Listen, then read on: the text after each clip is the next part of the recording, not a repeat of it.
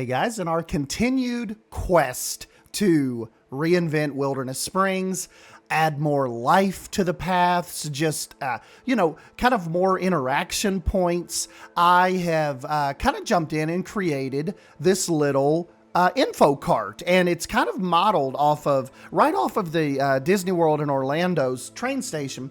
There's a little cart. In Disney World, it's essentially a little souvenir cart, but they have it themed. Like on top, they have a bunch of pieces of luggage, and it's kind of like themed, like, travelers are either they're disembarking with their luggage or they are putting their they're waiting for their luggage to be put on the train. And I thought that an idea like this in the context of Wilderness Springs would work perfect at the monorail station in the park. So just to continue with that, rustic, Dollywood-esque vibe, I thought it would be really cool to have like a makeshift luggage cart / supply cart, but have it themed as an information cart, right when they get off of the, some of the guests that are getting off the monorail have came from the water park.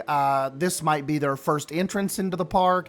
And you'll notice, like, when we have it actually placed on property, it's fairly close to the entrance, where a lot of people don't come in, and a lot of them don't go off to the left and go off to Grizzly Gulch. A lot of them kind of pivot off to the right, and they make their way kind of over towards the monorail station, the steakhouse, and kind of out towards Enchanted Forest. A lot of the guests kind of go off that way, and I thought this would just be a really fun design to just try on the smaller scale. It's not like we're it was one of these builds where in real time this was about 40 minutes, maybe 35 minutes, and sped up for a time lapse. But I thought that this just it helps tell the story, and the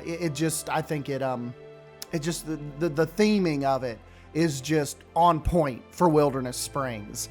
And it's so fun with these smaller builds, because unlike doing a restaurant or a big market facade or a coaster station, there's, you only have so much little tiny space to work with. And sometimes I feel like these tinier spaces, I detail a lot more than the larger buildings. I probably need to actually work on that, designing it with clutter more in mind on the larger buildings. But that's the first thing that pops into my mind on these smaller builds. I go into like Sims 4 mode, clutter. And I just think that is kind of what sets your builds apart. The more cluttered you have them, I think that just translates into more believability for the build. And so that's kind of what we tried to do here. And I've actually, you'll see it probably here in a minute or so. I started this as just a memento. It was going to be like a little souvenir stand right near the monorail station. But then I kind of thought, well, we could really, the front of the park over here because I don't have just a quote unquote guest services building. I guess you could consider the main entrance kind of like, but that's more like just where you buy your tickets and stuff. So this could be a first little stopping point for guests that need to grab their park maps or want to check hours or need to get some info on shows and where to eat, and just all of that little stuff that there it is right there, actually, with the just a memento. This is like one of those spots where you would kind of get your game plan together and where you would start figuring out kind of where you want to head. And, particularly too, like I said, with the guests coming right off of the monorail, to have a guest services trailer, essentially a themed trailer right there, once they made their way over from the resort, I think would be really helpful. So, and you'll notice too, at the beginning of the video, I zoomed down into Google Maps.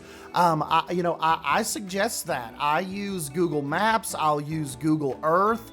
Google Earth, particularly like if I'm wanting to look at the top of buildings and facades and, get a good sense of general layout. And then plus with, Google Earth, you can kind of zoom all around and spin in 3D, and whereas Google Maps is a little more restrictive on movement. Highly recommend, I definitely think it's worth your time to download Google Earth and just give a good look around if you're trying to emulate a certain design. And that's exactly what I did here. I just kind of zoomed around, and I almost did the popcorn shop, like the little popcorn stand that they have in Disney World, but the roof kind of intimidates me a little bit still. It's a very, very curved, very quickly curved roof. And I'm like, let's wait and see if some stuff comes out for that, or see if I can, get a little more practice in before I start that. So, but I did notice this little cart, and it was funny. The one thing I was doing is I was thinking of Mary's Revenge. Mary's Revenge is our buddy that's recreating to almost perfect scale Walt Disney World in Orlando, and I was kind of going in to check out the little building that he's built. I think it's maybe Tony's restaurant. I think he just finished up, and I was like, my gosh, he's even got the angle of the ramp and all of the little pillars put together and the pieces of like molding that are on the ramp and the fans. And I was kind of just jumping down in there to look because I was kind of rewatching his video, and just for inspiration. And I was like, I noticed the little cart, and I don't know if I've never noticed that before in real life, but I'm like, it's got luggage on top of it. It looks like a little train cart that they would take stuff to the train station with. So that's where that was born. I was looking around on Google Maps, saw that cart, and I was like, that is pretty freaking cool. And this little part right here, I was just trying to come up with some kind of plant or some kind of item to make it look like believable ice. So at the info stand, you could grab a Coke or water, Gatorades, or Powerades, whatever. But anyways, let's jump into the real time, and I'll show you. I told you this was a quick build. I'll show you where this sits in Wilderness Springs. You get a better sense. Hold on one sec.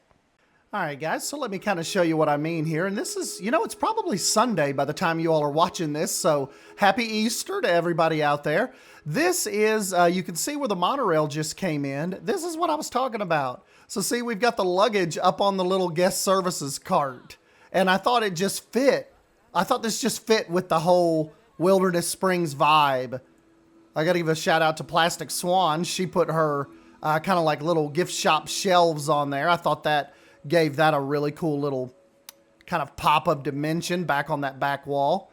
But yeah, we've got like the luggage up here. There is a lot of people going back to the water park. But yeah, so this kind of, I thought it would catch people kind of coming in from the entrance. It would catch people coming off of the monorail. I just thought this was a really good spot for a little, where you could peel off and just ask some questions if you had to, little guest services cart. I was thinking there, or, kind of even right here, it would have worked, but I think that would have encroached kind of on the Palace Theater entrance a little too much. And right here where this sits, there was just a couple benches. And it's kind of parked right off there in the shade. And I thought that just worked really, really well right here. So that is your new, I got to give a shout out to Lurs. He's got like these little Powerade Coke bottles on the workshop. So I grabbed those up to stick them down in some ice. Probably a better solution for ice, but I was just kind of like, that was a last minute thought of that build. So maybe we'll come up with something better later. Oh, my buddy Poe, he said, I figured out, I know why nobody's going on your chair swing ride. He's like, you have the price too high. They won't go on it when it's like $5 or $6. So I changed it down to 50 cents after he said that, and they started going on it again.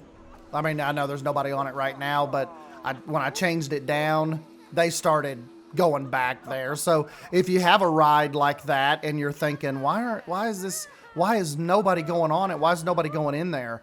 You probably have the price set too high. So yeah, guys, that's your quick little update for now. Just wanted to show you this little cart, and let me know what you think down below, and I'll catch you guys in the next video. See ya.